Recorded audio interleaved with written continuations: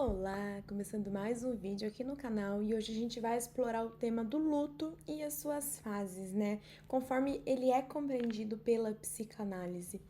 E o luto, ele é uma experiência inerente, né, da condição humana. E entender as suas fases, isso pode oferecer insights sobre como lidamos com a perda e com o sofrimento. Antes de eu começar esse bate-papo com vocês, eu já deixo aquele convite de deixar um like aqui no vídeo e se inscrever no canal para ficar por dentro de todas as novidades. Caso alguém esteja procurando começar a sua terapia, deixo aqui na descrição do vídeo o link do meu WhatsApp, fico à disposição para a gente estar conversando. O luto, na perspectiva da psicanálise, ele é um processo natural e saudável de adaptação diante de uma perda, seja essa perda de algo ou de alguém significativo em nossas vidas. Então ele engloba uma ampla gama de emoções que vai da tristeza, raiva, culpa, desamparo e que pode vir a afetar de uma maneira muito profunda a nossa saúde mental e emocional. E as fases do luto, elas foram descritas por Elizabeth Ross em seu modelo onde inclui a negação, raiva, barganha, depressão e aceitação. Essas fases não são necessariamente lineares que vão estar ocorrendo, elas podem se sobrepor, pode ocorrer em sequências diferentes para cada indivíduo, como pode ser que o indivíduo não passe por todas, então não tem uma regra onde uma pessoa enlutada tem que passar por cada uma dessas fases. Não.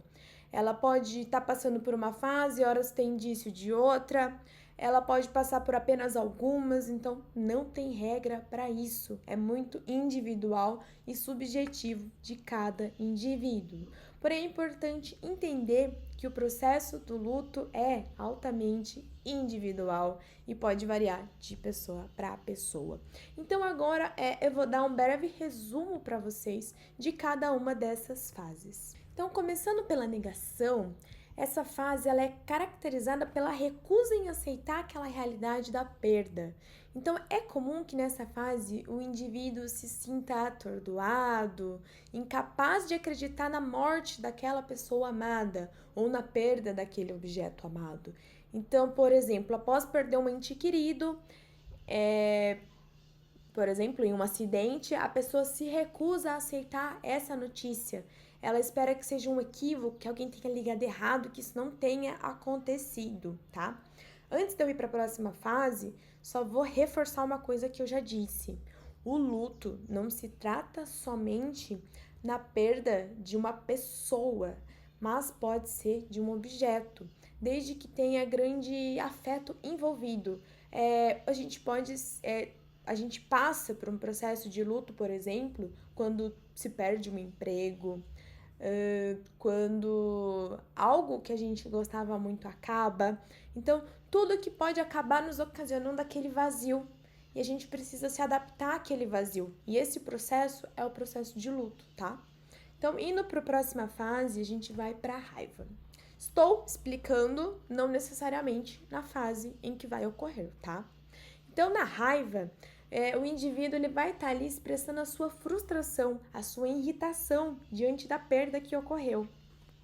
Então, ele pode direcionar a sua raiva para mais diversas fontes, como os profissionais da saúde, para Deus ou até mesmo para o falecido. Então, um outro exemplo, alguém que perde um ente querido para uma doença grave pode sentir raiva contra o sistema de saúde por não ter conseguido curar e salvar aquela pessoa. Outra fase que a gente tem no luto é a barganha, que ela é marcada por uma tentativa de negociar e de alguma forma reverter aquela perda. Então o indivíduo ele pode fazer promessa, pode tentar fazer acordo, tudo imaginário, para tentar trazer o que foi perdido de volta. Um exemplo, tô trazendo um exemplo para cada uma porque eu acho que fica mais fácil pra gente entender e até absorver o conteúdo, né? Então, uma pessoa que perdeu o emprego, ela pode prometer se tornar um funcionário melhor, que vai se dedicar mais à sua família, na esperança de que ele consiga o seu emprego de volta. Então, são situações imaginárias que na prática não vai reverter o que ocorreu, né? Outra fase do luto que a gente tem e tem muito é a depressão. onde o indivíduo que está enlutado, ele vivencia um profundo sentimento de tristeza, de desesperança diante daquela perda que é irreversível. Então ele pode se sentir abatido, solitário, desamparado.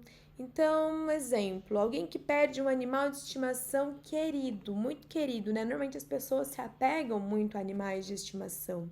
Ele pode se sentir profundamente triste e desanimado. Ele pode até apresentar dificuldade para encontrar prazer nas atividades cotidianas que ele estava acostumado a fazer. E a fase que vai ocorrer por último no luto, né, é a aceitação, onde a gente diz que é a fase final do luto, onde o indivíduo enlutado ele começa a aceitar a realidade da perda e a encontrar maneiras para que ele possa seguir em frente. Muitas pessoas podem entender errado isso, então não significa que ele esqueceu, que ele superou completamente a perda, mas que ele aprendeu a integrar ela na sua vida e encontrar um novo sentido de normalidade, porque não vai voltar a ser como antes, porque aquilo que tinha não se tem mais e não se preenche esse buraco. Esse vazio não vai ser preenchido, esse vazio vai existir ali e a gente precisa aprender a viver com ele, encontrar uma nova maneira de seguir uma nova normalidade. Então, alguém que perdeu um parceiro de vida, por exemplo, ele pode aprender a viver sozinho e encontrar novas amizades, novos relacionamentos, novas atividades para fazer e encontrar outra forma de se lembrar do que se foi perdido, seja um objeto, seja alguém. Então, para ficar mais fácil de entender isso, eu trouxe um estudo de caso fictício, tá? Então, a gente vai chamar a nossa personagem aqui de Maria. E Maria, ela perdeu a sua mãe depois de muito tempo lutando contra o câncer. No começo, né, assim que ela perdeu a sua mãe, Maria, ela não acreditava de jeito nenhum, né, e que aquela situação estava tão grave. Ela acreditava piamente que a sua mãe ia se recuperar, porém, mesmo lutando, fazendo os tratamentos, a mãe acabou falecendo. Quando isso aconteceu, Maria se revoltou, teve um sentimento de raiva muito forte, questionando por que a sua mãe tinha morrido tão cedo. Então ela também tentou negociar com Deus, prometendo que ela ia ser uma pessoa melhor para sua mãe se a sua mãe fosse poupada de passar por isso. Aí o tempo foi passando e ela foi ali se aprofundando numa tristeza cada vez mais profunda, porque ela se sentiu desamparada. Ela estava sentindo falta da presença, do apoio da sua mãe, então ela acabou entrando num quadro de depressão. Ela ficou por um tempo nesse quadro e aí, com o auxílio necessário de uma pessoa especializada, aos poucos, Maria foi começando a aceitar a morte da sua mãe, conseguiu encontrar ali uma certa forma de consolo, de lembrar da sua mãe através das memórias que elas compartilharam, né, das recordações que elas têm e através do apoio de amigos e familiares. Então, o luto, ele é um processo muito intenso para quem vivencia. Muitas vezes pode ser incompreendido por quem está de fora, mas é muito necessário que essa pessoa seja escutada.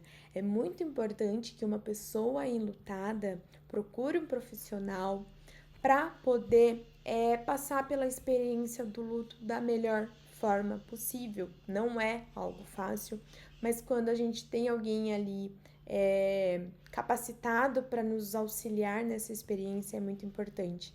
Nem que seja só para ouvir, às vezes a pessoa só precisa ser ouvida, isso é muito importante. Então, indo para a teoria da psicanálise, né? Essa teoria psicanalítica, ela oferece uma compreensão para a gente muito profunda da complexidade do luto, né?